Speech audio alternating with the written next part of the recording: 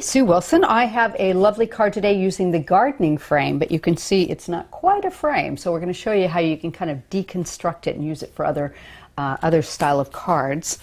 So I'll share with you what we'll be using today. We have the Many Thanks, which is our sentiment for this card.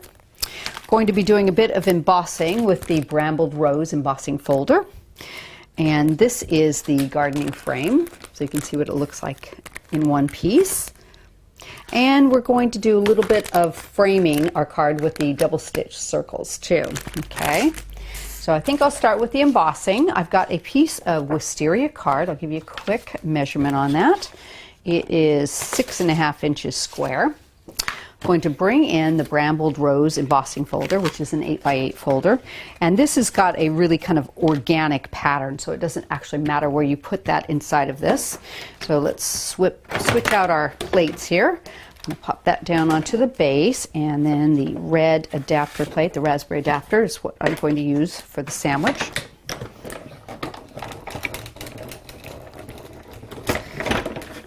There we go. Oops, let's leave that there. So you can see we've got a lovely emboss on that, very, very deep.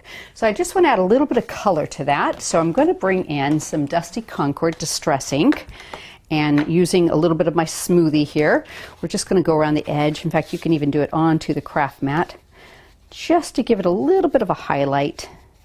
Sort of frames it nicely, I think. There we go.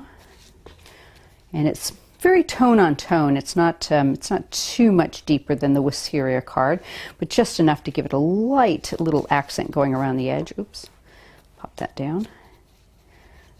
There we go. And the last side.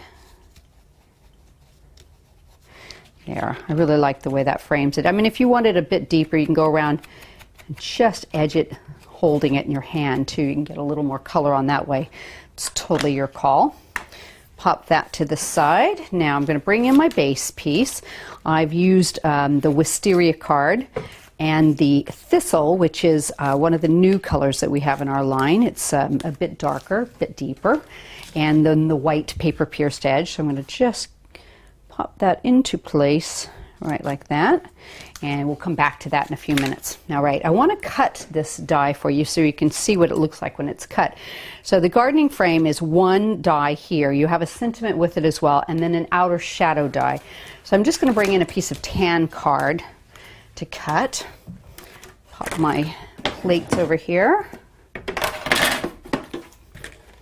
And put that in the middle. Okay.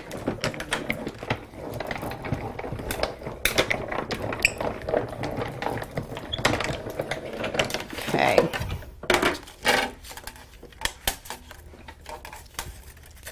Oop. Tap out all your pieces. So you can see, I haven't embossed this, but you can see there's a bit of detail. You've got your shovel down here are your flowers, you've got some pots, a little trellis with some roses. So what we're going to do is sort of deconstruct this.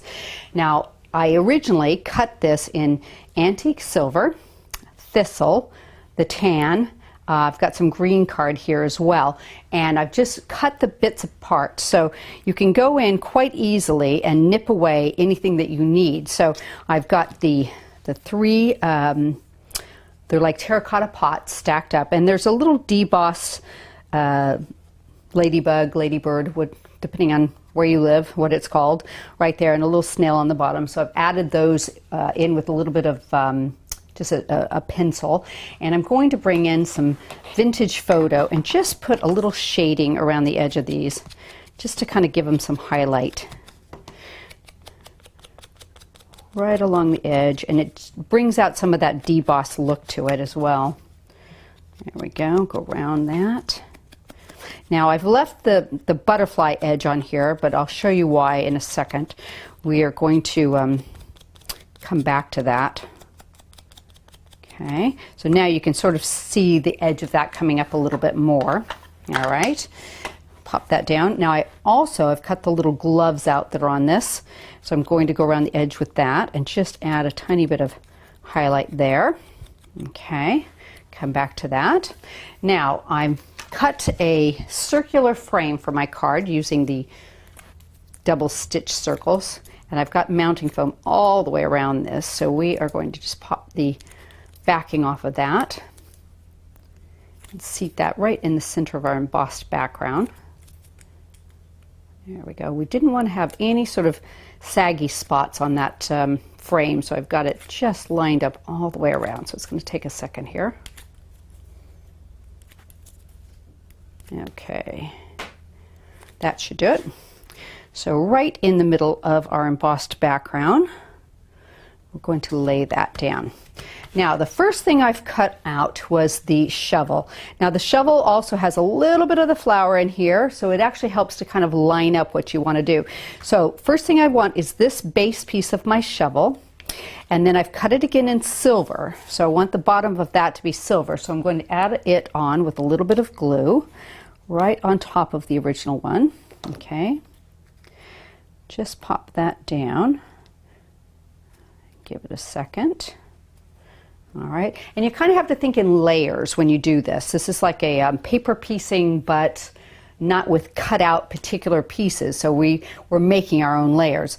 So what I want to do is add on the vine here and the little leaves that show out. So I'm going to put a little bit of glue on the back here, up there, and down around that flower there I need. Okay, I'm going to lay that back over the shovel so that the top of it lines up right about there, and this comes in right where that flower is. All right, give that a second to set up.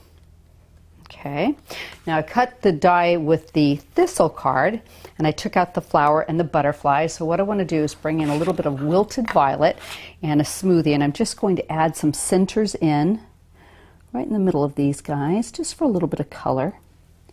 There we go, and I've got the butterflies I've done, so I'm going to edge just the edge of their wings with this too, so you have a tiny bit of shadow coming in. There we go. Okay, I'll come back to those in a second. So we're going to layer up the flowers right on top. So the only thing that will be sticking out is basically the leaves. All right, so pop this one on like so. Let me just line this up there. Okay, so I've got the leaves and the shovel vine coming together, a little bit of mounting foam on the back of this, and then what I'm going to do is use the top of that frame, and we are going to seat the shovel right off the edge there. Okay, so that will glue into place just like that. Okay, so next I've got the pots here. We're going to put some mounting foam on the back of them. That should work. In fact, let's put a little bit more, one more layer, raised up a little higher. Okay, and I am going to put them so they're just coming off the edge of the other side of the frame, right like that. Okay, now I've got the glove and the little gardening tool and the watering can. So basically, you can see the edge of the watering can here, which I've cut out. So I'm going to put that right back into place where it goes. The gloves, I'm going to seat off the tip of this right over the top. So they'll kind of just use the frame to hold them up together. Okay, like that. And the little gardening tool will go off the edge of that. So I've got a little bit of mounting foam on that part and some on the handle. Across, like so. Okay, now I've got the butterflies. Now I did the butterflies several times, so I cut them out, put a couple little pearls in the center, and their wings you can kind of float upwards. So I'm going to put two up here on the top part of the frame, just as a little accent. And this last one actually will go back into place on the side of the pots where it sits in the original. So that will cover that really nicely. Just get that to line up. There we go. So now I've got a little spot there. I've used the Mini Thanks, which is our shadowed sentiment. I've cut it out of the thistle card. I've put a little bit of mounting foam on the back because there is a tiny bit of room here when you put the shadow on that kind of hides it. And I wanted to raise that up. And because it's two words, I can seat this at sort of a diagonal, say one right here. And then I can take the other one and put it wherever I like, which is such an added benefit to have them be separate rather than in a row or whatnot. And I can put this one sort of under it so the H and the Y don't hit each other, and it fills up that area really nicely. You can finish with a couple little pearls in your corner, and you could see how that frame can just be used for so many more things than just an actual frame. Hope you've enjoyed this video, and don't forget our YouTube channel. Just like and subscribe, and a new email will be sent out when we load new videos.